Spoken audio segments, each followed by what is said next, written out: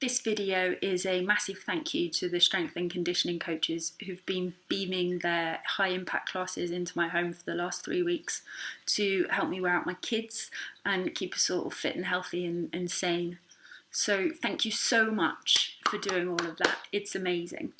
But some of those exercises can be a little bit tricky if you're carrying injuries or you've got a bit of back pain, maybe you've got split tummy muscles or other women's health symptoms like prolapse or bladder incontinence issues.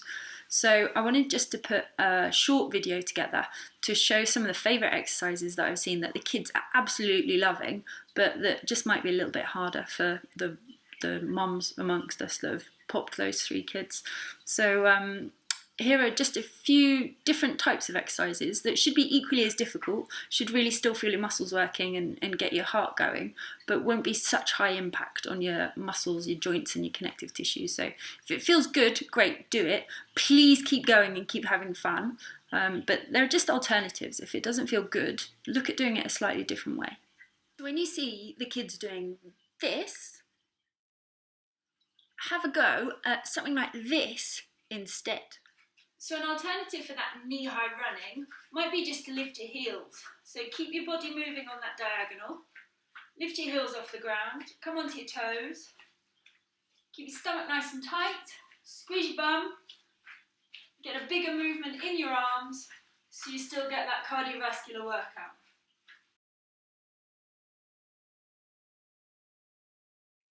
That dizzying star jump might become a step out. Or a step out with a deeper lunge.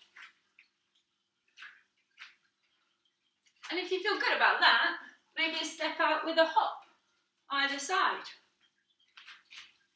Bringing your arms into it. Keeping your abs tight. And if it's too much, make it easier. Don't reach. Bend in your knee. Breathe. Use your core and really think about controlling from your pelvic floor.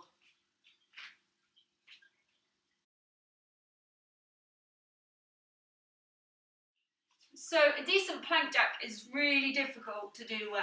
You can tone down the version the kids are showing you by coming down into that long plank position, but stepping and coming back in, or stepping, stepping, stepping in. Variations of that. But it's still pretty difficult. You can make it shorter, and rather than moving your feet, work on moving your shoulders, tapping one, tapping the other. But you've got to be breathing and really making sure that it's coming from here in your tummy muscles, that you're not making those six-pack muscles squeeze out over the top of all your core-sitting muscles. So tapping, or just taking this position, coming into a tabletop sort of position, and kicking out, behind, reaching in front, or working on those diagonals. That might be enough for those tummy muscles. You can also get hold of a chair and come up into a press-up position.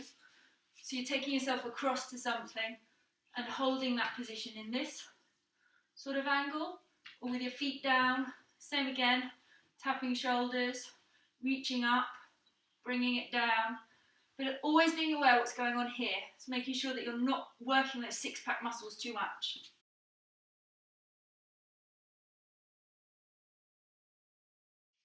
So running lunges can be really difficult on your knees and on your pelvic floor. So you can make them easier by just taking them into a normal lunge, coming forwards, maybe stepping it back.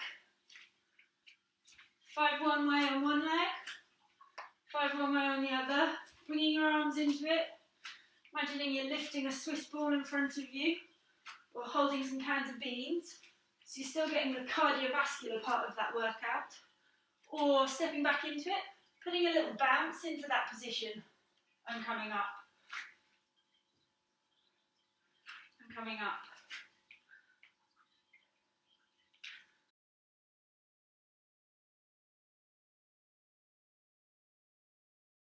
There's no easy way to modify a burpee, really. Let's try taking some of the bounce out of it.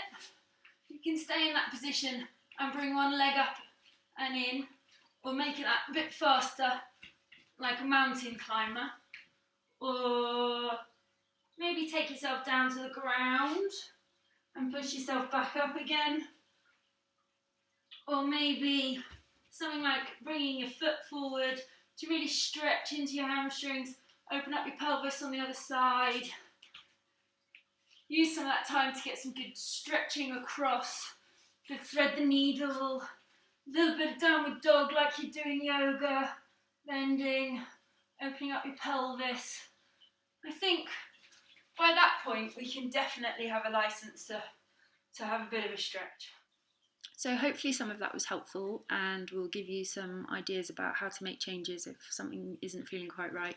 For the women out there who are self-managing pelvic floor issues, who haven't spoken to anyone about it, I would absolutely beg you to make contact with a women's health physio. I'm not a women's health physio, I haven't got those extra specialist qualifications, and the people who do are amazing individuals usually. Like, they work with fannies all day, they are brilliant personalities, and it is definitely not as scary as we think it will be, and some of their work can make life-changing differences to people. So if you don't know who to turn to, drop us a DM and we can point you in the direction of some really good ones. So yeah, stay happy, stay healthy everybody, and get in touch if there's anything that you're struggling with.